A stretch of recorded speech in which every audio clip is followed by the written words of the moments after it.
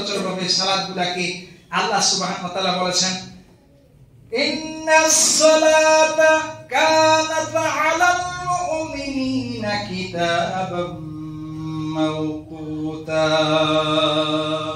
আল্লাহ সুবহানাহু ওয়া তাআলা নির্দিষ্ট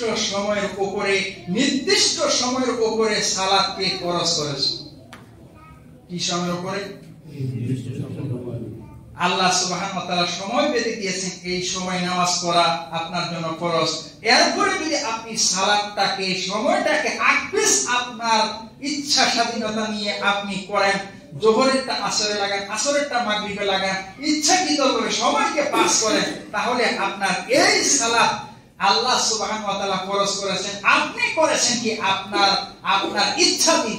ইচ্ছা থাকলে যদি সময় থাকে আমি করব। আমাদের অ্যাকচুয়ালি কাজগুলো হয়ে গেছে, মানুষের দেখানোর মতন কাজ। আল্লাহ ওয়াদা করেছেন এই সময় সালাত ফরজ, আর আমি করতেছি আমার সময় মতো। তাহলে আল্লাহরটা ফরজ নাকি আপনারটা ফরজ? আল্লাহরটা ফরজ। তাহলে আমরা কি করতেছি? আমার সময়টা বেঁধে দিয়েছি যে আমি এই সময় করব। একটু আকপিস করলে কি হয়, একটু আকপিস করলে কি হয় না। আল্লাহ বলছেন নির্দিষ্ট সময়ের উপরে নামাজ পড়ো, আর আপনি যদি আকপিস করেন আল্লাহ সুবহানাহু ওয়া তাআলার বিধানের উপরে আপনি একটু কি করলেন, একটু আপনি ডিঙিয়ে কিছু কাজ করলেন, এটা বৈধ না।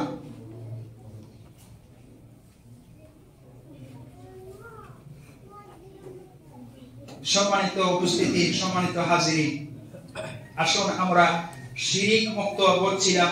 শিরিক করা যাবে না। শিরিক করলে আল্লাহ সুবহানাহু ওয়া তাআলাকে হেয় তুচ্ছ করা হয়। বেদাত করা যাবে না। বেদাত হচ্ছে বলছিলাম এক শ্রেণী হচ্ছে শিরিক করা। দ্বিতীয় শ্রেণীর হচ্ছে ওই ব্যক্তিকে আল্লাহ সুবহানাহু ওয়া তাআলা ওই নিষ্প সাবানে আল্লাহ সুবহানাহু ওয়া তাআলা জমিনবাসীর প্রতি তার প্রতি করুণার দৃষ্টি দেন না। দ্বিতীয় শ্রেণীর হচ্ছে মুশাহাদা, যেটাকে বলা হয় বিদ্বেষী, হিংসু। আপনি আপনার আশেপাশের মানুষের সাথে হিংসা বিদ্বেষ রাখবেন, ওই দিনও আল্লাহ ক্ষমা পাবেন না। এই হিংসুদের দ্বারা বেদাতকে বোঝানো হয়েছে যে বেদাত করে প্রত্যেক খতিব সাহেব এই হাদিসটা বলে আম্মা বা'দ ফাইন্না খায়রাল হাদিসি কিতাবুল্লাহ। আল্লাহ সুবহানাহু ওয়া তাআলার বাণী হচ্ছে উত্তম বাণী, খায়র মানে উত্তম, ওয়া খায়র হাদি মুহাম্মদ সাল্লাল্লাহু আলাইহি ওয়াসাল্লাম, উত্তম পথ, উত্তম মত, উত্তম রাস্তা, উত্তম জান্নাতের রাস্তা হচ্ছে নবী আলাইহিস সালাতু ওয়াসালামের রাস্তা। এই রাস্তাকে যারা ডিগিয়ে চলে, মন মতো চলে, তাহলে সেটাই বলা হয়েছে মুহদাসা। সেটাকে বলা হয়েছে যে খায়রা ওয়া খায়রা হাদি মুহাম্মদ সাল্লাল্লাহু আলাইহি ওয়াসাল্লাম ওয়া শাররাল উমুরি মুহদাসা ওয়াল মুহদাসা কুল্লু মুহদাসাতিন বিদআ ওয়া কুল্লু বিদআতিন দালালাতুন। সমস্ত গোমরাহি হচ্ছে আপনার জাহান্নাম, আর প্রত্যেক জাহান্নামের রাস্তা হচ্ছে তার জন্য রাস্তাটাই হচ্ছে জাহান্নাম। এজন্য শিরিক করা যাবে না, আর বিদ্বেষ রাখা যাবে না, হিংসা রাখা যাবে না।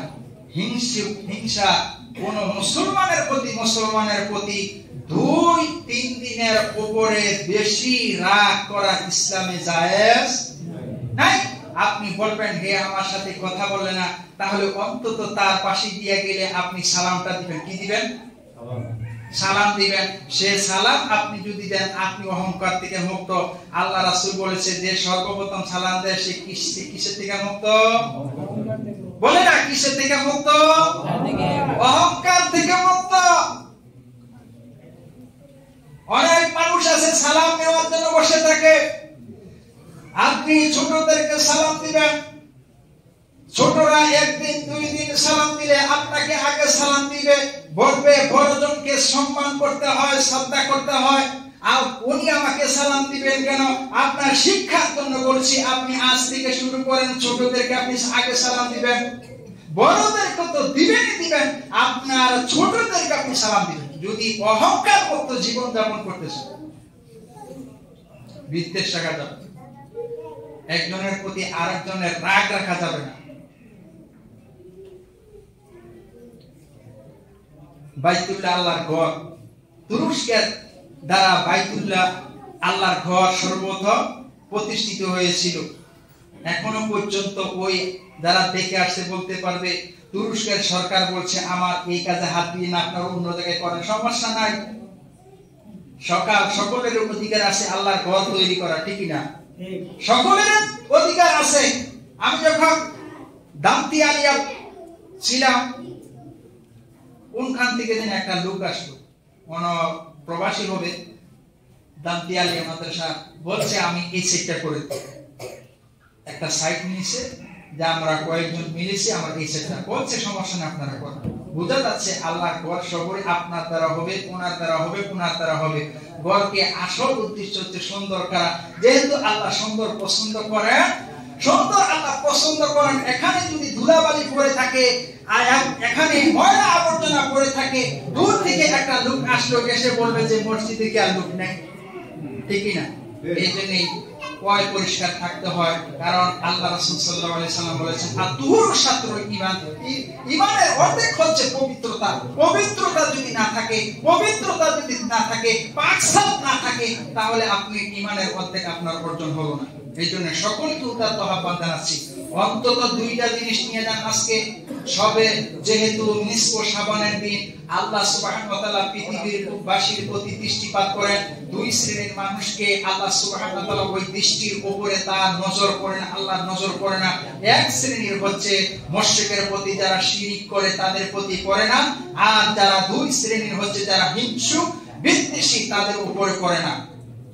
আল্লাহ রাস্তে বলি আমরা সকলে ভাই ভাই, কুল্লুল মুসলিমিনা ইখওয়ান। আল্লাহ বলছেন বনি আদম প্রত্যেকে ভাই ভাই। আল্লাহ বলেছেন আপনার হতে পারে চাচাতো ভাই, আপনার হবে জ্যাঠাতো ভাই না।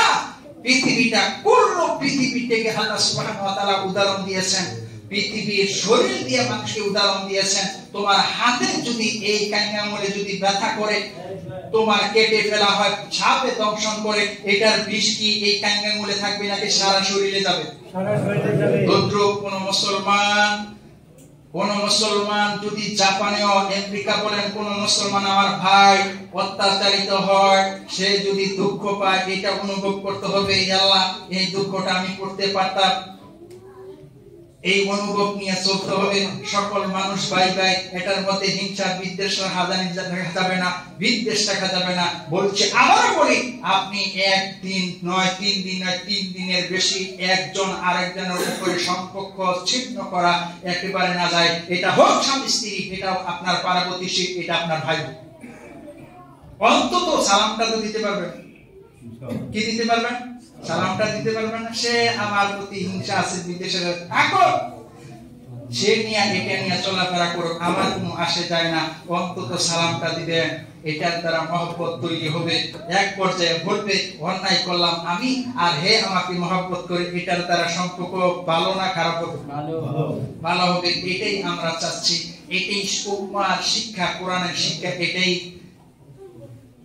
কোরআনের শিক্ষা এটাই যে কুল্লুল মুসলিমিন ইখওয়ান, প্রত্যেক মুসলমান ভাই ভাই। আল্লাহ সুবহানাহু ওয়া তাআলা আমাদের সকলকে নিসফ শাবান, যেহেতু সিয়ামের আগের মাস, এই হিসাবে আপনি একটু আমলটাকে দুরুস্ত করার চেষ্টা করুন, 5 ওয়াক্ত নামাজ তাকবীরুল্লাহর সাথে পড়ার চেষ্টা করুন।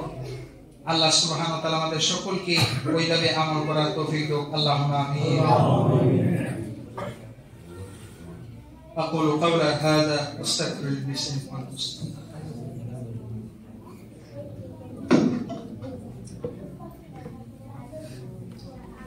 إن الحمد لله نحمده ونستعينه ونستغفره ونعوذ بالله من شرور أنفسنا ومن سيئات أعمالنا.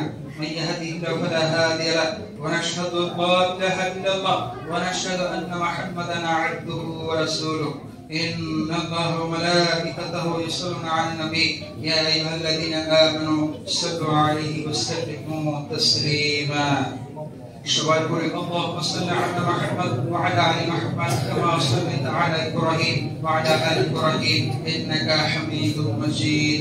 اللهم بارك على محمد وعلى آل محمد كما باركت على إبراهيم وعلى آل إبراهيم إنك حميد مجيد. ربنا ظلمنا أنفسنا وإن لم تغفر لنا وترحمنا لنكونن من الخاسرين.